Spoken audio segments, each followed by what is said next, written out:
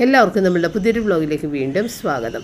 രാവിലെ എഴുന്നേറ്റിട്ട് നമ്മൾ പെട്ടെന്ന് തന്നെ റൂമിൽ നിന്ന് പുറത്തിറങ്ങാതെ അവിടെ ഇരുന്ന് കുറച്ച് നേരം പ്രാർത്ഥിച്ച് നമ്മളുടെ ബ്രെയിനിൽ നമ്മളുടെ കയ്യിൽ ഒതുക്കിയതിന് ശേഷം മാത്രം വേണം നമ്മളുടെ ഓൾട്ടറിലേക്ക് വന്ന് പ്രാർത്ഥിക്കാൻ വേണ്ടിയിട്ട്. അല്ലെന്നുണ്ടെങ്കിൽ നമ്മൾ ഒരു 50 വയസ്സൊക്കെ കഴിഞ്ഞ ആളുകളാണെന്നുണ്ടെങ്കിൽ നമ്മൾ പെട്ടെന്ന് തന്നെ എഴുന്നേറ്റ് നടന്നു കഴിഞ്ഞാൽ ഈ മദ്യപിച്ച് കഴിയുമ്പോഴത്തേക്കും കാലുറക്കാതെ നടക്കുന്നത് കണ്ടിട്ടില്ല ആളുകൾ എന്ന് പറഞ്ഞ അവസ്ഥയായിരിക്കുള്ളൂ നമ്മൾ രാവിലെ എഴുന്നേൽക്കുമ്പോൾ നമ്മളുടെ ബ്രെയിനുണ്ടാവുക. പെട്ടെന്ന് വീണ് നമ്മുടെ എല്ലക്കൊടിയുള്ള സാധ്യത കൂടുതലാണ്. അപ്പോൾ അത് നമ്മൾ ശ്രദ്ധിക്കണം. 50 വയസ്സൊക്കെ കഴിഞ്ഞ ആളുകൾ പെട്ടെന്ന് അങ്ങനെ എഴുന്നേറ്റ് നടക്കരുത്. കുറച്ച് നേരമൊക്കെ ഒന്ന് ഇരുന്ന് അതൊന്ന് സെറ്റായിട്ട് മാത്രം. അപ്പോൾ ഒരു പ്രാർത്ഥന നമ്മളുടെ ബെഡ്റൂമിൽ വെച്ച് കഴിഞ്ഞ് പിന്നെയാണ് നമ്മൾ ഓൾട്ടറിൽ വന്നിട്ട് അടുത്തൊരു പ്രാർത്ഥന. അപ്പോൾ നമ്മളുടെ മനസ്സും ശക്തിയായി ശരീരവും ശക്തിപ്പെട്ടെന്ന് വേണം പറയാനായിട്ട്. അപ്പോൾ അത് ശ്രദ്ധിച്ച് വേണം എപ്പോഴും കൈകാര്യം ചെയ്യാൻ. എപ്പോഴും ചാടി എഴുന്നേറ്റ് പെട്ടെന്ന് നടക്കരുത്. അപ്പോൾ എനിക്ക് വന്നൊരു വാട്സാപ്പ് മെസ്സേജിൽ നിന്നാണ് കേട്ടോ എനിക്കിത് നിങ്ങളുടെ അടുത്ത് പറയാൻ തോന്നിയത്. ഇങ്ങനെ ശ്രദ്ധിക്കണമെന്നുള്ളൊരു കാര്യം നമ്മളത് മറന്നു പോകാറുണ്ട്. അപ്പോൾ ഇന്നൊരു വീറ്റ് ദോശ മാത്രം എനിക്ക് ഉണ്ടാക്കിയാൽ മതി. ഇത്തിരി അരിപ്പൊടിയും ഗോതമ്പൊടിയും തേങ്ങയും ഉപ്പൊക്കെ ചേർത്തിട്ട് കലക്കി എടുത്തിട്ട് ഒരു വീറ്റ് ദോശ. കാരണം എൻ്റെ കയ്യിൽ കറികളുണ്ട്, ചെറുപയറിൻ്റെ കറിയുണ്ട്, പരിപ്പിൻ്റെ കറിയുണ്ട്. അപ്പോൾ ഇന്നത്തെ ബ്രേക്ക്ഫാസ്റ്റിൻ്റെ കാര്യം കഴിഞ്ഞ് ഇനി ലഞ്ചിൻ്റെ കാര്യം നോക്കിയാൽ മതി. ഇത് നമുക്ക് അഗാരോയുടെ Regal hand held vacuum cleaner ഒന്ന് പരിചയപ്പെടാം. 800 വാട്ട്സും 1 ഇയർ വാറൻറ്റിയും പറഞ്ഞിട്ടുണ്ട്. അപ്പോൾ ഇത് ഡ്രൈ ആയിട്ടുള്ള സർഫസിൽ മാത്രമേ യൂസ് ചെയ്യാൻ പാടുള്ളൂ. അപ്പോൾ വാക്യൂം ക്ലീനറിൽ ഇതുപോലൊരു അൺലോക്ക് ബട്ടൺ ഉണ്ട്. നമ്മൾ ക്ലീനിങ്ങിന് ശേഷം നമ്മളുടെ ഡസ്റ്റ് കളയാൻ വേണ്ടിയിട്ടുള്ള ആ ഒരു ഓപ്പണിംഗ് ആണ് കൊടുത്തിരിക്കുന്നത്. അപ്പോൾ ഇതാണ് ഡസ്റ്റ് കളക്ടർ. ഈ വൈറ്റ് കളറിൽ കാണുന്നത് ഡസ്റ്റ് ഫിൽറ്ററാണ്. 8 ലിറ്റർ കപ്പാസിറ്റിയാണ് ഈ ഒരു ഡസ്റ്റ് കളക്ടറിനുള്ളത്. അതുപോലെ ഈ ഒരു ഡസ്റ്റ് ഫിൽറ്റർ മാറ്റിയതിന് ശേഷം മാത്രമേ നമ്മൾക്ക് അതിനകത്തുനിന്ന് ഡസ്റ്റ് റിമൂവ് ചെയ്യാനായിട്ട് സാധിക്കുള്ളൂ. അപ്പോൾ ഇതാണ് മെയിൻ യൂണിറ്റ്. ഇതിനോടൊപ്പം 3 ക്ലീനിങ് ബ്രഷുകളും ഒരു ഫ്ലെക്സിബിൾ ഹോസും മാനുവലും തന്നിട്ടുണ്ട്. അപ്പോൾ നമ്മൾക്ക് ഈ ഒരു മെയിൻ യൂണിറ്റിലേക്ക് ഈ ഹോസുകളൊക്കെ എങ്ങനെയാണ് അറ്റാച്ച് ചെയ്ത് നോക്കാം. അപ്പോൾ ആദ്യം നമ്മൾ മെയിൻ യൂണിറ്റിലേക്ക് ഈ ഒരു എക്സ്റ്റൻഡറാണ് അറ്റാച്ച് ചെയ്യേണ്ടത്. ഈ എക്സ്റ്റൻഡറിൽ കൂടിയാണ് മറ്റുള്ള നോസിലുകൾ എല്ലാം അറ്റാച്ച് ചെയ്യേണ്ടത്. അപ്പോൾ ഇതുപോലെ നമ്മൾക്ക് ഏതൊരു നോസിലും ഇതിലൂടെ അറ്റാച്ച് ചെയ്ത് വെക്കാൻ സാധിക്കും. അപ്പോൾ ഇത് ക്രെവിസ് നോസിലാണ്. ഇതൊരു ബ്രഷാണ്, മറ്റേത് ഒരു ഫ്ലെക്സിബിൾ ഹോസുമാണ്. അപ്പോൾ നമ്മൾക്കിത് എങ്ങനെയാണ് യൂസ് ചെയ്യാൻ നോക്കാം. പ്ലഗ് ഇൻ ചെയ്തതിന് ശേഷം സ്വിച്ച് ഓൺ ചെയ്തിട്ട് നമ്മളുടെ വാക്യൂം ക്ലീനറിലുള്ള ഓൺ ഓഫ് സ്വിച്ച് പ്രസ് ചെയ്യുക. അപ്പോൾ ഇന്ന് ഞാൻ വാർഡ്രോബിൻ്റെ മുകളിലുള്ള അഴുക്കുകളാണ് എടുക്കാൻ പോകുന്നത്. ഇതിനകത്തേക്ക് നമ്മൾക്ക് ഒരിക്കലും ഈ ഒരു വാക്യൂം ക്ലീനർ കയറ്റി വെച്ചിട്ട് ക്ലീൻ ചെയ്യാൻ പറ്റില്ല. അതിന് വേണ്ടിയിട്ടാണ് നമ്മൾ ഈ ഒരു ഫ്ലെക്സിബിൾ ഹോസ് ഇതിനെ യൂസ് ചെയ്യുന്നത്. അപ്പോൾ നമ്മളുടെ വാക്യൂം ക്ലീനർ കയറാത്ത സ്ഥലങ്ങളിൽ ഈ ഒരു ഫ്ലെക്സിബിൾ ഹോസ് വെച്ചിട്ട് നമുക്കിതുപോലെ നല്ല ക്ലീനായിട്ട് വാക്യൂം ചെയ്തെടുക്കാം. നമ്മളുടെ കൈ എത്താത്ത സ്ഥലങ്ങളിലും അതുപോലെ തന്നെ ഈ ഒരു വാക്യൂം ക്ലീനർ കടക്കാൻ സ്ഥലമില്ലാത്ത സ്പേസിലെല്ലാം ഇതുപോലെ ഈ ഒരു ഫ്ലെക്സിബിൾ ഹോസ് വെച്ചിട്ട് നമുക്ക് ഇതുപോലെ ക്ലീൻ ആക്കി എടുക്കാം. അപ്പോൾ അത് പെട്ടെന്ന് തന്നെ ക്ലീനായി അതിൻ്റെ ഉള്ളിൽ ഡസ്റ്റ് കളക്ടറിൻ്റെ ഉള്ളിലേക്ക് അഴുക്കെല്ലാം ആയിട്ടുണ്ട്. അപ്പോൾ നമുക്കിതെങ്ങനെയാണ് ഇനി ഈ ഡസ്റ്റ് കളക്ടറിൻ്റെ അകത്തുനിന്ന് ഇതിനെ മാറ്റുന്നതെന്ന് നോക്കാം. അപ്പോൾ ആ ഒരു റെഡ് ബട്ടൺ ഒന്ന് പ്രസ് ചെയ്തിട്ട് ഈ ഒരു ഫിൽറ്റർ ആദ്യം മാറ്റി ആ ഫിൽറ്ററും സോഫ്റ്റ് ആയിട്ടുള്ളൊരു ബ്രഷ് വെച്ചിട്ട് ക്ലീൻ ചെയ്ത് കൊടുക്കണം. അപ്പം നമ്മളിത് ഡസ്റ്റെല്ലാം ഡസ്റ്റ്ബിന്നിലേക്ക് തട്ടിയിട്ടുണ്ട്. ഇനിയിപ്പോൾ ഈ ഒരു ഫിൽറ്റർ നമ്മൾ സോഫ്റ്റായിട്ടുള്ള ബ്രഷ് വെച്ചിട്ട് ക്ലീൻ ചെയ്ത് കൊടുക്കുക. പിന്നെ നമ്മളുടെ മോട്ടറിൻ്റെ പ്രൊട്ടക്ഷന് വേണ്ടിയിട്ട് ഒരു ചെറിയൊരു ഫിൽറ്റർ കൂടിയിട്ട് ഇതിൻ്റെ ബാക്ക് സൈഡിൽ വരുന്നുണ്ട്. അപ്പോൾ അത് ഈ ഒരു ഫിൽറ്ററിൽ അഴുക്കുണ്ടെങ്കിൽ അത് കൂടിയിട്ടൊന്നെടുത്ത് ക്ലീൻ ചെയ്യണം. അപ്പോൾ അഗാരയുടെ ഈ ഒരു വാക്യൂം ക്ലീനർ നമുക്ക് ചെറിയ ഉപയോഗങ്ങൾക്കാണ് ഏറ്റവും ബെറ്റർ. അപ്പോൾ നമ്മുടെ കാർ ക്ലീനിങ്ങിനൊക്കെ ഇത് ഏറ്റവും ബെറ്റർ ഓപ്ഷനാണ് കേട്ടോ. അപ്പോൾ ഇതുപോലെ ഈ ക്രെവിസ് നോസിൽ വെച്ചിട്ട് നമ്മളുടെ സെറ്റി ഇതുപോലെയുള്ള സ്ഥലങ്ങളിലെല്ലാം നമുക്ക് അതിൻ്റെ ആ ഒരു എഡ്ജുകളിലും എല്ലാം ക്ലീൻ ചെയ്യാനായിട്ട് വളരെ യൂസ്ഫുള്ളാണ് കേട്ടോ. അപ്പോൾ നമ്മളുടെ ആവശ്യമുള്ള ആ ഒരു ബ്രഷുകൾ മാറ്റി വെച്ചിട്ട് നമ്മൾക്കിത് യൂസ് ചെയ്യാം. അപ്പോൾ ഈ ഒരു ക്രെവിസ് നോസിൽ വെച്ചിട്ട് നമ്മൾക്ക് ഇതുപോലെയുള്ള സ്ഥലങ്ങളിൽ ചെറിയ സ്പേസിലെല്ലാം ക്ലീനായിട്ട് നമുക്ക് എടുക്കാം. അത്യാവശ്യം നമ്മളുടെ വീടിനകത്ത് സെറ്റുകളൊക്കെ ഇതുപോലെ ക്ലീൻ ചെയ്തെടുക്കാനും വളരെ എളുപ്പമാണ്. കാറിലും അതുപോലെ തന്നെ ഓഫീസ് റൂം ക്ലീൻ ചെയ്യാനും ഒക്കെ ഇതൊരു ബെറ്റർ ഓപ്ഷനായിട്ട് എനിക്ക് തോന്നി. പിന്നെ ഇത് ലൈറ്റ് വെയിറ്റ് ആയതുകൊണ്ട് തന്നെ പോർട്ടബിൾ ആണ്, അതോടൊപ്പം തന്നെ ഡ്യൂറബിളുമാണ്. അപ്പോൾ അഗാരയുടെ ഈ ഒരു റീഗൽ വാക്യൂം ക്ലീനർ വാങ്ങിക്കാനും അതിനെപ്പറ്റി കൂടുതൽ അറിയാനും താല്പര്യമുള്ളവർക്ക് ഞാൻ ലിങ്ക് ഡിസ്ക്രിപ്ഷനിൽ കൊടുക്കുന്നുണ്ട്, ചെക്ക് ചെയ്ത് നോക്കാവുന്നതാണ്. ഞാനിപ്പോൾ ഒരുപാട് നാളായിട്ടുണ്ട്, എനിക്കൊന്ന് 1 വർഷത്തിൽ കൂടുതലായിട്ടുണ്ടെന്ന് തോന്നുന്നു ഈ ഒരു കൈരളിട ഗരം മസാല പൗഡർ ഉപയോഗിക്കാൻ തുടങ്ങിയിട്ട്. അതിന് മുൻപ് വരെ ഞാൻ സ്വയം പൊടിച്ചെടുത്ത് വീട്ടിൽ അങ്ങനെ സ്റ്റോർ ചെയ്ത് വെക്കുകയാണ് ചെയ്തിട്ടുണ്ടായിരുന്നത്. ഇപ്പോൾ ഞാനിങ്ങനെ പൊടിക്കാതെ ഇത് മേടിക്കുന്നതാണ് കൂടുതൽ എളുപ്പം, അത് നല്ല ടേസ്റ്റും ഉണ്ട്. അപ്പോൾ അതെനിക്ക് ബീന ചേച്ചി പറഞ്ഞു തന്നതായിരുന്നു, അവിടെ നിന്ന് മേടിച്ചാൽ മതി സ്വപ്നാന്ന്. അങ്ങനെ അന്ന് പറഞ്ഞതിന് ശേഷം പിന്നെ ഞാൻ അവിടെ നിന്ന് തന്നെ മേടിക്കണത് കേട്ടോ. അപ്പോൾ അത് 1/4 കിലോ 250 ഗ്രാം പാക്കറ്റായി കുറച്ചധികം നാളുണ്ടാവും.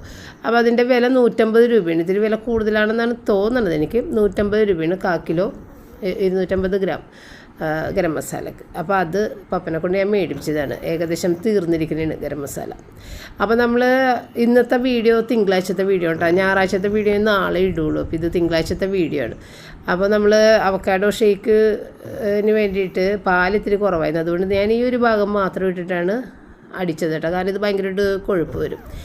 അപ്പോൾ ഈ ഒരു ഭാഗം മാത്രം ഇട്ടിട്ട് നമ്മുടെ റയന് കൊടുക്കാനാണ്. അപ്പോൾ ഇന്ന് ഞാൻ പഞ്ചസാര ഇട്ടിട്ടാണ് ചെയ്തത് കേട്ടോ. അപ്പോൾ ഞാൻ പറഞ്ഞില്ലേ ഇത് തിങ്കളാഴ്ചത്തെ വീഡിയോ ആണ്. അപ്പോൾ സൺഡേ ഉണ്ടാക്കിയപ്പോഴത്തേക്കും ഞാൻ ഹണി ഇട്ടിട്ട് ഉണ്ടാക്കിയിട്ടുണ്ട്. അപ്പോൾ ഒട്ടും തന്നെ റയന് ഇഷ്ടപ്പെട്ടില്ല. ശരിക്കും പറഞ്ഞു കഴിഞ്ഞാൽ ഇത്തിരി മിൽക്ക് മെയ്ഡ് ഇട്ടിട്ട് അടിച്ചു കയറണമെങ്കിൽ നല്ലതാണ് ഇതിനകത്ത്. അപ്പോഴാണ് നല്ലൊരു ടേസ്റ്റ് ഉണ്ടാവുന്നത്. ഇതിപ്പോൾ നമ്മൾ പഞ്ചസാര ഇത് മിൽക്ക് മെയ്ഡ് എൻ്റെ കയ്യിലില്ല. അപ്പോൾ പഞ്ചസാര മാത്രം ഇട്ട് അടിച്ചത്.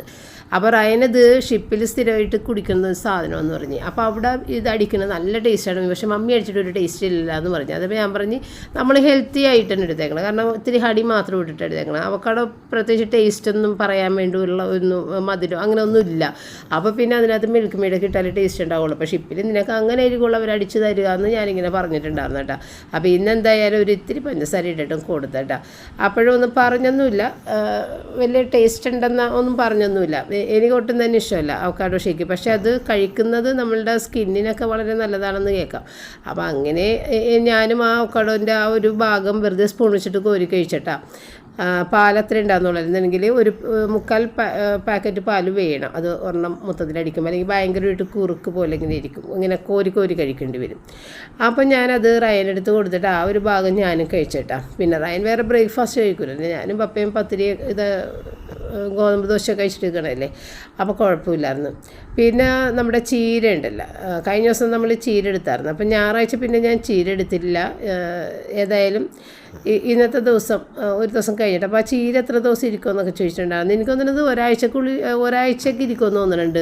ഫ്രഷ് ആയിട്ടുള്ള ചീരയാണെങ്കിൽ. നമ്മൾ കടയിൽ നിന്ന് മേടിക്കുന്ന ചീര ചിലപ്പോൾ അവിടെ ഇരുന്ന് പഴകിയിട്ട് കിട്ടണമെന്നുണ്ടെങ്കിൽ ചിലപ്പോൾ അങ്ങനെ അധിക ദിവസം ഇരിക്കാൻ വഴിയില്ല. നമ്മൾ മുറ്റത്തു നിന്നൊക്കെ പറിച്ചെടുക്കുന്നത് ഫ്രഷ് അല്ലേ, അത് കുറച്ചധികം ദിവസം തന്നെ ഇരിക്കും വെറുതെ വെള്ളം തളിച്ച് കൊടുത്തു കഴിഞ്ഞാലെന്ന് എനിക്ക് തോന്നുന്നുണ്ട്. അപ്പോൾ അതെല്ലാം ഞാൻ കട്ട് ചെയ്തെടുത്തിട്ടാണ്. അപ്പോൾ കഴിഞ്ഞ ദിവസം നമ്മൾ ചോപ്പറിൻ്റെ അകത്തിട്ട് കട്ട് ചെയ്തല്ല, ഭയങ്കര ചെറുതായിട്ട് ഇങ്ങനെ ചോപ്പ് ചെയ്തെടുത്ത്. ഇനിയിപ്പോൾ ചോപ്പറിനെ കൊല്ലണ്ടെന്ന് ഞാൻ വിചാരിച്ച് ഇത്രയും ചീരയൊക്കെ അതിനകത്തിട്ട് കട്ട് ചെയ്ത് വെറുതെ അതിനെ കൊല്ലണ്ട എന്ന് വിചാരിച്ചിട്ട് ഞാൻ കൈ കൊണ്ട് തന്നെ കട്ട് ചെയ്തെടുത്ത് കേട്ടോ. എല്ലാം കൂടി ഒന്നിച്ചങ്ങോട്ട് കട്ട് ചെയ്ത്.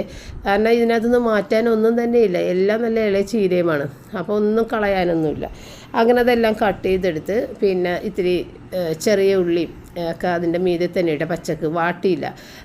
കടുകും ഉണക്കമുളകും വേപ്പിലയും മാത്രം എണ്ണയിലൊന്ന് വാട്ടിയിട്ട് അതിനകത്തേക്ക് ഇതെല്ലാം പച്ചക്ക് തന്നെ ഇട്ട്. അപ്പോൾ ചെറിയ ഉള്ളിയൊക്കെ കുറച്ചധികം ഇടുമ്പോൾ നല്ലൊരു ടേസ്റ്റാണ് കേട്ടോ. പിന്നെ തേങ്ങയും കൂടി ഇട്ട് ഇത്തിരി പെരിഞ്ജീരകത്തിൻ്റെ പൊടിയും മഞ്ഞൾപ്പൊടിയും ഇട്ടിട്ടുണ്ട്, ഉപ്പും ചേർത്തിട്ട് ഇനി അതവിടെ ഇരുന്നിട്ട് വെന്ത് വരും. ഇപ്പോൾ ഏതായാലും എനിക്ക് ഇരുമ്പിൻ്റെ പാത്രത്തിനോട് ഒരു ഇത്തിരി പ്രിയം കൂടിയിട്ടുണ്ട്. അതുകൊണ്ട് ഇരുമ്പിൻ്റെ പാത്രം തന്നെ എടുത്തേക്കണം. കാരണം ഒട്ടും തന്നെ അടിയിലൊന്നും പിടിക്കില്ല. ഈ ചീരയൊക്കെ ആണെന്നുണ്ടെങ്കിലും നല്ലൊരു ടേസ്റ്റ് കിട്ടും നമുക്ക് ഇരുമ്പിൻ്റെ പാത്രത്തിലൊക്കെ ചെയ്യുമ്പോൾ. അപ്പോൾ അങ്ങനെ ഇരുമ്പിൻ്റെ പാത്രം തന്നെ എടുത്ത് വെച്ചിട്ടാണ്. അതൊരു നല്ലൊരു പ്രത്യേകതയാണ് ഇരുമ്പിൻ്റെ പാത്രത്തിലൊക്കെ ചെയ്യുമ്പോൾ. പിന്നെ ചിക്കൻ ബ്രസ്റ്റ് പീസ് മാത്രം ഇവിടെ ഉള്ളത്. അപ്പോൾ അതിനകത്ത് നിന്ന് കുറച്ച് ബ്രസ്റ്റ് പീസ് റയന് വേണ്ടിയിട്ട് ഞാൻ കട്ട് ചെയ്തവിടെ വെച്ച് ചിക്കൻ ഒന്ന് ഫ്രൈ ചെയ്ത് കൊടുക്കാം. റയൻ എന്തെങ്കിലും ഒന്ന് കഴിക്കണത് ഇഷ്ടമാണ്. ഇപ്പോൾ ഒന്നുമില്ല, അല്ലെങ്കിൽ കുഴപ്പമില്ല. അവൻ ഉള്ളത് വെച്ച് അഡ്ജസ്റ്റ് ചെയ്യും. ചമ്മന്തി കൊടുത്താലും അച്ചാർ കൊടുത്താലും ഒക്കെ അത് കൂട്ടി കഴിക്കും. എങ്കിലും എനിക്കറിയാം അവന് ഇഷ്ടമുള്ളത് എന്തൊക്കെയാണെന്നുള്ളത്.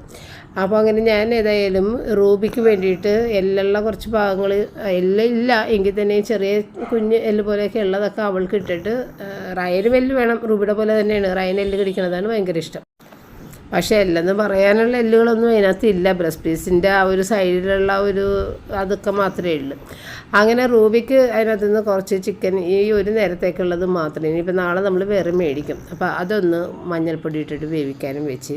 പിന്നെ ഇനി ചിക്കനൊന്ന് ഫ്രൈ ചെയ്തെടുക്കാമെന്ന് വിചാരിച്ച്. ബ്രസ്റ്റ് പീസല്ലേ, അപ്പോൾ ഫ്രൈ ചെയ്യണമായിരിക്കും നല്ലതെന്ന് വിചാരിച്ചിട്ട് ഞാനങ്ങനെ വെളുത്തുള്ളിയും ഇഞ്ചിയും ഒന്ന് അരച്ചെടുക്കണം. എൻ്റെ കയ്യിൽ വെളുത്തുള്ളി ഇഞ്ചി പേസ്റ്റ് ഞാൻ അങ്ങനെ ഉണ്ടാക്കി വെക്കണില്ല. അപ്പോൾ അതൊന്ന് അരച്ചെടുക്കുന്ന കൂട്ടത്തിൽ മസാലകളും കൂടി ഇട്ട് ഒന്നിച്ചങ്ങോട്ട് അരച്ച് പുരട്ടാലാന്ന് വിചാരിച്ചു. അപ്പോൾ വെളുത്തുള്ളി, ഇഞ്ചി, മുളക് പൊടി, കുരുമുളക് പൊടി, മഞ്ഞൾപ്പൊടി, ഗരം മസാല, പിന്നെ പെരിഞ്ജീരകം, ഇത്രയും ഇട്ടിട്ട് അതൊന്ന് അരച്ചെടുത്തിട്ട് പിന്നെ അതിനകത്തേക്ക് നമ്മൾ ചില്ലി ഫ്ലേക്സും കൂടി ഇട്ട് മിക്സ് ചെയ്യുന്ന സമയത്ത് ഇട്ടാൽ മതി. പിന്നെ കോൺഫ്ലോർ, ആവശ്യത്തിനുള്ള ഉപ്പും കൂടി ചേർത്ത് കഴിഞ്ഞാൽ പിന്നെ അത് 1-2 മണിക്കൂർ അവിടെ ഇരിക്കട്ടെ. ആ സമയത്ത് നമുക്ക് വേറെ എന്തെങ്കിലുമൊക്കെ ജോലികളൊക്കെ ഒന്ന് ചെയ്യാം. പിന്നെ ഇതിനകത്ത് മുട്ടയൊന്നും ഇടേണ്ട കാര്യമില്ല. കാരണം ഇത് ഒരുവിധം അരഞ്ഞ സാധനങ്ങൾ തന്നെയാണ് പുരട്ടി വെക്കുന്നത്. നമ്മൾ നേരത്തെ ഒരു പച്ചമുളക്, ഉണക്കമുളക്, ചെറിയുള്ളി, വെളുത്തുള്ളി എല്ലാം ചതച്ചിട്ട് ഇങ്ങനെ മാരിനേറ്റ് ചെയ്യുന്നൊരു നാടൻ ചിക്കൻ ഫ്രൈ കാണിക്കാറുണ്ട്, തട്ടുകട സ്റ്റൈൽ. ആ ചിക്കൻ ഫ്രൈയിൽ ആ മൊരിഞ്ഞ സാധനങ്ങൾ ഇങ്ങനെ വരാൻ വേണ്ടിയിട്ടാണ് നമ്മൾ ചതച്ചെടുത്തിട്ട് പുരട്ടണത്, അരച്ചല്ല, ചതച്ചെടുക്കല്ല. അപ്പോൾ എന്താണെന്ന് വെച്ചാൽ നമ്മൾക്ക് അതിനകത്ത് മുട്ട ഇടണം. മുട്ട ഇട്ടില്ലെന്നുണ്ടെങ്കിൽ ഇതെല്ലാം വിട്ട് ചിക്കൻ വേറെ ആയി പോകും. അതിനകത്തുള്ള ആ സാധനങ്ങളെല്ലാം കിടന്ന് വെറുതെ ഇങ്ങനെ എണ്ണയിൽ കിടന്ന് മൊരിഞ്ഞ് കരിഞ്ഞു പോകും. അപ്പോൾ അതൊന്ന് കോട്ടായി എല്ലാം വിട്ടുപോകാതെ നിൽക്കണമെന്നുണ്ടെങ്കിൽ മുട്ട ഇടണം. ഇതിനകത്ത് മുട്ട ഇടണ്ട, കാരണം ഇത് കംപ്ലീറ്റ് ഇങ്ങനെ കോട്ടായി നിന്നോളും. ഒന്നും ഇങ്ങനെ പീസസ് ആയിട്ടൊന്നുമില്ല, നല്ലതായിട്ട് തന്നെ ഗ്രൈൻഡ് ചെയ്തിട്ട് എടുത്തേക്കണേ. പിന്നെ ഏറ്റവും അവസാനമാണ് നമ്മൾ കോൺഫ്ലോർ ഇടുന്നത്. ഇത് നന്നായിട്ട് മാരിനേറ്റ് ചെയ്ത് കഴിഞ്ഞിട്ടാണ് കോൺഫ്ലോർ ഇടുന്നത്. അപ്പോഴാണ് അതിൻ്റെ ആ ഒരു നല്ല ക്രിസ്പിനെസ് കിട്ടുക. അല്ലാതെ നമ്മൾ വെള്ളത്തിൽ കലക്കി കൂടി ഇട്ട് കഴിഞ്ഞിട്ടുണ്ടെങ്കിൽ അത്ര ഇതാവില്ല. അപ്പോൾ ഇന്ന് കിച്ചണിൽ ഇത്രയും പണിയേ ഉള്ളൂ. ഇനിയിപ്പോൾ ഇത് ഫ്രൈ ചെയ്യണമെന്നുണ്ടെങ്കിൽ ഒരു 1-2 മണിക്കൂർ വെച്ചിട്ടൊക്കെ നമുക്ക് സമയമുണ്ട്. അല്ലെന്നുണ്ടെങ്കിൽ ചിലപ്പോൾ ഞാൻ വേഗമൊക്കെ ഫ്രൈ ചെയ്തെടുക്കും. ടൈം ഇല്ലെന്നുണ്ടെങ്കിൽ നമ്മുടെ റിച്ചാർഡ് ഇവിടെ പഠിക്കാൻ വേണ്ടി നിൽക്കുന്ന സമയത്ത് നിങ്ങൾ ഓർക്കണില്ലേ, ഞാൻ എന്തോരം ഫുഡാണ് ഇതുപോലെ ഇങ്ങനെ ഉണ്ടാക്കി കൊടുക്കുന്നത്. അവൻ പഠിച്ചിട്ടൊക്കെ തിരിച്ചിങ്ങനെ വരുമ്പോൾ അവൻ പ്രതീക്ഷിച്ചാണ് പിന്നെ മമ്മി ഇന്ന് നല്ല അടിപൊളിയായിട്ടുള്ളൊരു ഡിന്നർ റെഡിയാക്കിയിട്ടുണ്ടാകും എന്നൊക്കെയുള്ള പ്രതീക്ഷയിലാണ് ആൾ വരുന്നത്. അപ്പോൾ ഉണ്ടാക്കി വെച്ചില്ലെന്നുണ്ടെങ്കിൽ അവനതൊരു വിഷമം, അവൻ പുറത്തുനിന്ന് അപ്പം തന്നെ മേടിക്കും. അപ്പോൾ അതില്ലാതിരിക്കാനായിട്ട് സന്ധ്യ നേരത്ത് ഞാൻ എല്ലാ ദിവസവും സന്ധ്യ നേരത്താണ് പാചകം ചെയ്യാൻ. കാരണം ഞാൻ എപ്പോഴും ഓർക്കും അന്നൊക്കെ എങ്ങനെ ഞാനത് ചെയ്ത് എടുത്തു. എനിക്ക് സന്ധ്യ നേരത്തൊക്കെയുള്ള പാചകങ്ങളൊന്നും എനിക്ക് ഒട്ടും ഇഷ്ടമല്ല. പക്ഷേ അന്ന് കുറേ നാളത്തേക്ക്, ഒരു 6 മാസത്തേക്ക് അങ്ങനെ ആയിരുന്നു. സന്ധ്യ നേരത്തായിരുന്നു എൻ്റെ പാചകം, റിച്ചാന് വേണ്ടിയിട്ടുള്ള സ്പെഷ്യലി. പക്ഷെ അതുണ്ടാക്കുമ്പോൾ ഒരു സന്തോഷമായിരുന്നു. അന്ന് ഓരോന്നേ ഇങ്ങനെ ചിന്തിച്ച് വെക്കും, നാളെ ഇതുണ്ടാക്കാം അതുണ്ടാക്കാം. റിച്ചാർഡ് പോയി കഴിഞ്ഞിട്ടുണ്ടെന്നുണ്ടെങ്കിൽ പിന്നെ അങ്ങനെ വലിയ ചിന്തിക്കേണ്ട കാര്യമില്ല. കാരണം റയനൊക്കെ അഡ്ജസ്റ്റ് ചെയ്യുന്ന ആളാണ്. അതുപോലെ റോജർ ആണെന്നുണ്ടെങ്കിൽ ഇപ്പോൾ മീൻകറി, മീൻ വറുത്തൊക്കെ ഇടുന്നുണ്ടെങ്കിലും അത് മതി, ഞങ്ങൾക്ക് എല്ലാവർക്കും ഒന്നിച്ച് അത് മതി. റിച്ചാനൊന്നും പറ്റൂലല്ലോ. അപ്പോൾ അങ്ങനെ റിച്ചാൻ ഇടുന്നുണ്ടെങ്കിലാണ് നമുക്ക് പാചകത്തിന് ഇത്തിരി ബുദ്ധിമുട്ട് തോന്നണത്. അപ്പോൾ അത് മാരിനേറ്റ് ചെയ്യാനൊക്കെ വെച്ച നേരത്തിൽ നമുക്ക് വീടൊക്കെ ഒന്ന് അടിച്ച് തുടച്ച് ക്ലീൻ ചെയ്ത് ഇങ്ങോട്ട് പോരാം. ഇപ്പം അങ്ങനെ പൊടിയൊക്കെ ഇത്തിരി വലിയ കുഴപ്പമില്ലാത്ത രീതിയിലായിട്ടുണ്ട്. കാരണം നമ്മളുടെ പണിക്കാർ വന്നിട്ട് നമ്മുടെ ജനലൊക്കെ പിടിപ്പിച്ച് തന്നിട്ടുണ്ട്. അതുകൊണ്ട് നമ്മൾ മുകളിലൊക്കെ ക്ലീൻ ചെയ്ത് പൊടിയെല്ലാം മാറ്റിയിട്ടുണ്ട്. പപ്പ എല്ലാം ക്ലീൻ ചെയ്തിട്ടുണ്ട്. അതുകൊണ്ട് തന്നെ പൊടിക്ക് ഇത്തിരി ആശ്വാസമുണ്ട്. അല്ലെന്നുണ്ടെങ്കിൽ നമ്മുടെ വീടിൻ്റെ അകത്തെ പൊടിയും പുറത്തെ പൊടിയും കൂടി ആകുമ്പോഴാണ് ഭയങ്കര പൊടി തോന്നുന്നത്. അങ്ങനെ ഇത് കണ്ട, ഇതിപ്പോൾ ഓഫ് ചെയ്തിട്ടിട്ട് കുറച്ച് നേരം ഇട്ടുണ്ട് കേട്ടോ. നല്ല അടിക്കൊന്നും പിടിക്കാതെ നല്ല പോലെ കറക്റ്റ് പരുവത്തിന് കിട്ടും കേട്ടോ. എനിക്ക് ഭയങ്കര ഇഷ്ടമാണ്. ഞാൻ നേരത്തെ എനിക്ക് ചെറിയൊരു ഇരുമ്പിൻ്റെ ചട്ടിയുണ്ട്, അത് ഞാൻ അതിനകത്തായിരുന്നു ഈ തോരനെല്ലാം വെച്ചുകൊണ്ടിരുന്നത്. പിന്നെ നമുക്ക് സ്റ്റീൽ പാത്രങ്ങൾ ഒരുപാടായി കഴിയുമ്പോഴത്തേക്കും പിന്നെ ഇത് കഴുകി എണ്ണ വരട്ടുണ്ടല്ലോ എന്ന് വിചാരിച്ചിട്ട് ഞാൻ സ്റ്റീൽ പാത്രം തന്നെ എടുക്കും. എങ്കിലും ഇപ്പോൾ ഇത് 2 ചീനച്ചട്ടി ഇപ്പോൾ വീടിൻ്റെ അകത്ത് തന്നെ വെച്ചേക്കണോണ്ട് എന്ത് കാര്യത്തിനും പെട്ടെന്ന് എടുക്കാം. അപ്പോൾ സ്റ്റീലിൻ്റെ പാത്രങ്ങളൊക്കെ ഇപ്പോൾ ഇവിടെ അങ്ങനെ ഇരിക്കുന്നുണ്ട്. കുറച്ച് ദിവസമായിട്ട് അങ്ങനെ എടുക്കൽ കുറവാണ്. അപ്പോൾ അങ്ങനെ ചിക്കനും ഫ്രൈ ചെയ്തെടുത്ത്, അപ്പോൾ അതൊരു 2 ബാച്ചായിട്ട് ഫ്രൈ ചെയ്താൽ തീരും. അപ്പം ഞാനൊരിത്തിരി പെരിഞ്ജീരകം വെറുതെയും കൂടി ഇട്ട് കൊടുത്തിട്ടുണ്ടായിരുന്നു കേട്ടോ, ഇങ്ങനെ പുരട്ടണ കൂട്ടത്തിൽ കേട്ടോ. അത് മാത്രം ഇട്ട് കടിക്കാൻ വേണ്ടിയിട്ട് അങ്ങനെ അത് ഇട്ടിട്ടുണ്ടായിരുന്നു. അപ്പോൾ ഒരു തരി പോലും എണ്ണയിൽ ഊർന്നൊന്നും പോയിട്ടില്ല. മുട്ടയിട്ടില്ലെങ്കിലും അങ്ങനെയൊന്നും ഊർന്ന് പോയിട്ടില്ല. അപ്പോൾ നോമ്പെടുത്തേക്കുന്ന ഫുഡ് നോമ്പെടുത്തേക്കുന്ന ആളുകൾക്ക് ഇത് കാണുമ്പോഴത്തേക്കും വലിയ ഡിസ്റ്റർബൻസാണല്ലേ. ഇവിടെ ഇപ്പം ഞാനും പിള്ളേരും ഒക്കെ നോമ്പെടുക്കാൻ തയ്യാറാണ്. പക്ഷേ പപ്പക്കൊട്ടും തന്നെ പറ്റൂല കേട്ടോ. പപ്പയുടെ ചോദിച്ചപ്പോൾ തന്നെ എനിക്ക് പറ്റൂല എന്ന് പറഞ്ഞു. അതുകൊണ്ട് ഇതേ പപ്പക്കുള്ള കറിയൊക്കെ റെഡിയാക്കി വെച്ചിട്ടുണ്ട്. ഇത് തലേ ദിവസത്തെ സ്രാവ് കറിയാണ്, അത് ഞായറാഴ്ച വെച്ചതാണ് കേട്ടോ. അപ്പോൾ അതുണ്ട്, ചീരത്തോരനുണ്ട്, അത് മതിയാകും പപ്പക്ക്. പിന്നെ അത് റയനത് കഴിക്കാറില്ല, സ്രാവിൻ്റെ അതൊന്നും കഴിക്കാത്തത് കൊണ്ട് റയന് ഞാൻ ചിക്കൻ ഫ്രൈ ചെയ്തതാണ്. റൂബി കൊച്ചിൻ്റെ കൂർക്കമ്പലിയാണ് അതിൻ്റെ ഇടയ്ക്ക് കേൾക്കണത്. എൻ്റെ ഫോണിൻ്റെ അരികിൽ തന്നെ കിടന്ന് ഉറങ്ങണേ ഞാൻ വോയിസ് ഓവർ കൊടുക്കണ നേരത്ത്. പിന്നെ നമ്മൾ ശനിയാഴ്ച ഉണ്ടാക്കിയിട്ടുണ്ടായിരുന്ന ആ പുഡിങ് എടുത്തത് തിങ്കളാഴ്ച ആയിരുന്നു കേട്ടോ. ഇന്നിപ്പോൾ തിങ്കളാഴ്ചത്തെ വീഡിയോയിലാണ് ഞാനത് കാണിച്ചത്. ഇന്നലെ ഞാനിങ്ങനെ കാണിച്ചെങ്കിലും അത് തിങ്കളാഴ്ചയാണ് കഴിച്ചത്. തിങ്കളാഴ്ച എടുത്ത വീഡിയോ ആണ് ഇന്നലെ ഇട്ടത് ഞാൻ നമ്മുടെ ഷോർട്ട് വീഡിയോയിൽ. അപ്പോൾ അത് കട്ട് ചെയ്ത് ഞാൻ പപ്പക്കും റോജനും റയനും കൊടുക്കാൻ വേണ്ടിയിട്ട് എടുത്തു കഴിഞ്ഞ് പപ്പക്ക് വേണ്ടാന്ന് പറഞ്ഞു. പിന്നെ അത് ഞാൻ തന്നെ കഴിച്ച്, ഞാൻ റയനും തന്നെ കഴിച്ച്. റയന് ഭയങ്കര ഇഷ്ടമുള്ള സാധനമാണ്. ഇനി അത് ബാക്കിയുള്ളതെല്ലാം റയൻ തന്നെ കഴിച്ചോളൂ. അപ്പോൾ ആദ്യം ഞാനൊരു ഇത്തിരി ഒന്ന് കഴിച്ചതാണ്. പിന്നെ ഞാൻ ബാക്കിയുള്ളത് അങ്ങനെ തന്നെ എടുത്ത് ഫ്രിഡ്ജിലോട്ട് വെച്ചിട്ടാ. അപ്പോൾ ഈ ഒരു ഗ്ലാസ് ബൗൾ കണ്ടു കഴിഞ്ഞപ്പോഴത്തേക്ക് എല്ലാവർക്കും ഇഷ്ടപ്പെട്ടിട്ട് അങ്ങനെ ഇന്നലത്തെ വീഡിയോൻ്റെ കീഴിൽ അങ്ങനെ പല കമൻസും വന്നിട്ടുണ്ട്. എത്ര രൂപയാണെന്നൊക്കെ. രൂപ എനിക്ക് കറക്റ്റായിട്ട് അറിയില്ല, കാരണം റോജൻ്റെ ഫ്രണ്ട് റോജൻ്റെ കയ്യിൽ മേടിച്ച് കൊടുത്തു വിട്ടതാണത് എനിക്ക് തരാൻ വേണ്ടിയിട്ട്, അമ്മക്ക് കൊടുക്കാൻ വേണ്ടിയിട്ട്. അപ്പോൾ അന്ന് ഞാൻ റോജറുടെ അടുത്ത് ചോദിച്ചായിരുന്നു. അപ്പോൾ റോജർ പറഞ്ഞത് 600 രൂപ എന്തോ ആയിട്ടുണ്ടെന്നാണ് പറഞ്ഞത് കേട്ടോ. അതായത് മൂടിയും വേറെ ഇതും വേറെ വേറെയാണ് സെപ്പറേറ്റ് എടുക്കണത്. 300 സംതിങ് എന്തോ ആണ്. മൂടിക്ക് വരെ വിലയുണ്ട്, നല്ല ഏകദേശം 600 രൂപ എന്നൊക്കെയാണ് അന്ന് പറഞ്ഞത്. എനിക്ക് വലിയ പിടുത്തമില്ല. ഐക്യയുടെ പ്രൊഡക്ട്സൊക്കെ ഇത്തിരി വിലയുണ്ടല്ലോ. പിന്നെ ഈ ടീഷർട്ടുകളെല്ലാം ഞാൻ റയന് ഫ്ലിപ്കാർട്ടിൽ നിന്ന് മേടിച്ചാണ് കേട്ടോ. റയൻ്റെ അടുത്ത് ഇത്തിരി ടീഷർട്ട് തന്നെ മേടിക്കാൻ പറഞ്ഞു കഴിഞ്ഞാൽ പോയി മേടിക്കൂല, പപ്പട പോലെയാണ്. അപ്പോൾ ഏതായാലും ഞാൻ അങ്ങോട്ട് എടുത്തു കൊടുത്തു, അവനോട് പറഞ്ഞതുപോലും ഇല്ല. അപ്പോൾ പല വിലയുടേതാണ് കേട്ടോ. ചിലത് ആ ബ്ലാക്കും ആദ്യമായിട്ട് പച്ചയൊക്കെ 300ൻ്റെ അടുത്തേ വില വരുന്നുള്ളൂ. പിന്നെ ആ ബ്ലാക്കൊക്കെ എനിക്ക് തോന്നുന്നത് 400 ആണ്. പിന്നെ ഇത് 500 അടുത്താണ് വില വരുന്നത്. ഇത് ഇപ്പിട്ട 2 എണ്ണം ഈ നെഞ്ചത്തൊക്കെ വരെയുള്ളത് അത്. പിന്നെ ഇത് എനിക്ക് തോന്നുന്നത് 400ന് അടുത്താണെന്ന് തോന്നുന്നു വില വരുന്നത്. ഞാൻ ശരിക്കും ഓർക്കണില്ല. അങ്ങനെ 6 ടീഷർട്ട് മേടിച്ച് അത് 6 അവന് ഇഷ്ടപ്പെട്ടിട്ട്. അവൻ എപ്പോഴും ഇടുമോയെന്ന് എനിക്കറിയാൻ പാടില്ല, എങ്കിലും ഞാൻ മേടിച്ചിട്ടുണ്ട്. ഏതായാലും ഒന്ന് റിട്ടേൺ ഒന്നും കൊടുക്കേണ്ടി വന്നില്ല, എല്ലാം ഓക്കെയാണ്, കൊള്ളാമെന്ന് പറഞ്ഞിട്ടുണ്ട്. അപ്പം ഞാൻ റൂബിക്കൊച്ചും കൂടി ഒന്ന് കിടക്കാൻ വേണ്ടി വന്നതാണേ.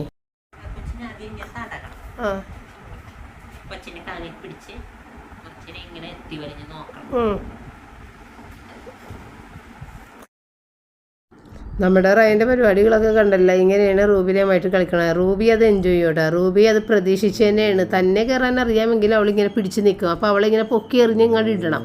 അതിനാണ് അവൾ നിൽക്കണത് കേട്ടോ. അങ്ങനെ അതെല്ലാം കഴിഞ്ഞ് ഞാൻ അവിടെ കുറച്ച് നേരം കിടന്ന്. അപ്പോൾ റൂബി ചൂടെടുത്തിട്ട് താഴെ ഇറങ്ങി കിടക്കണം കേട്ടോ. എങ്കിലും അവൾക്ക് ഹാപ്പിയാണ് അമ്മ അവിടെ തന്നെ ഉണ്ടല്ല എന്നുള്ള. അപ്പോൾ നമ്മളുടെ വീഡിയോ വൈൻഡപ്പ് ചെയ്യുന്നു. ഇനി നമുക്ക് നാളെ വീണ്ടും കാണാം. താങ്ക്